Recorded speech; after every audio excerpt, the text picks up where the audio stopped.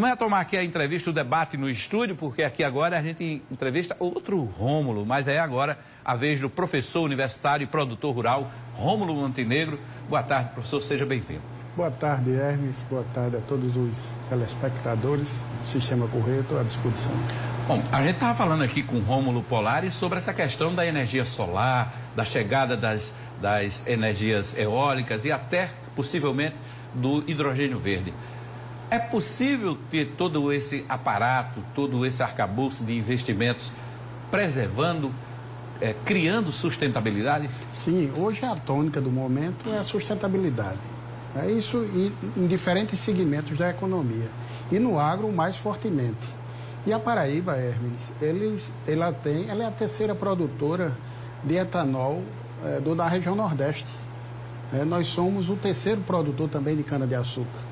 E cana-de-açúcar produz o combustível mais sustentável possível, que é o etanol. Além do que, o próprio etanol agora também tem pesquisas que denotam o seu potencial de produção de hidrogênio. Exato. Então, a gama de alternativas que se tem dentro do agro, eu sempre digo, eu utilizo um termo que eu acho que para mim é bem compreensível. Nós crescemos enquanto agro e já chegamos no teto. Agora nós precisamos crescer na transversal. O que é? Aproveitando as potencialidades daquilo que se tem. Então, eu acho que o momento é muito oportuno para que a gente possa avançar enquanto Nordeste, para que a gente possa avançar enquanto Paraíba. Mas, para isso, se precisa vencer algumas barreiras. Estamos diante de um desafio muito grande, que é essa reforma tributária. Me parece que ela vai pegar em cheio o agro.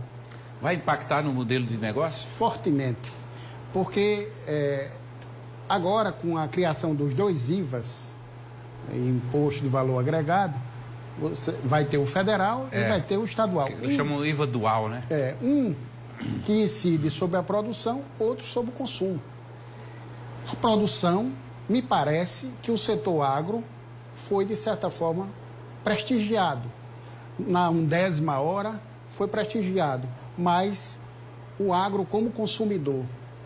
E nós somos grandes consumidores de insumos, por exemplo. De insumos, é verdade. Então, as políticas de incentivo aos insumos, aí eu estou falando os insumos químicos, agroquímicos, orgânicos e até no que pertence à irrigação.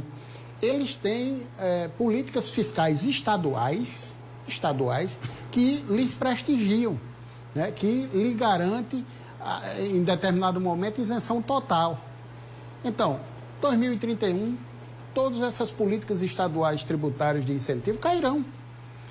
Como fica? Vamos partir da estaca zero, já que os estados deixarão de ter autonomia. Ontem a gente trouxe aqui o deputado Aguinaldo Ribeiro, que é o relator da proposta na Câmara Federal. Ele disse que algumas teses que estão sendo levantadas de aumento de imposto, de prejuízo para os estados, não passam de especulações.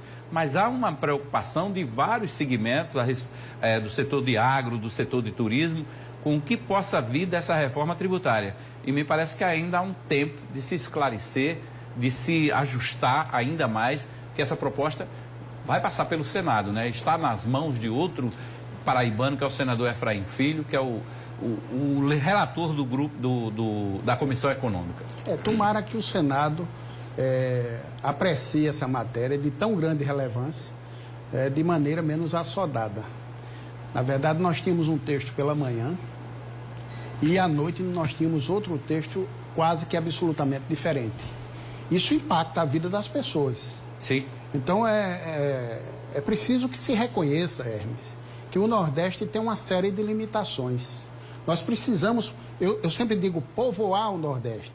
Eu vi aqui a entrevista do Dr. Rômulo Polari, fiquei animadíssimo, mas boa parte daquilo que ele dizia que está chegando para o Estado aconteceu por força de incentivos fiscais, né? Porque a história nos diz e nos remete que tudo isso era carreado para a região Centro-Sul. Né? Quem não sabe por que se deu a evolução do agro numa região que tem um dos solos mais pobres, a região Centro-Oeste.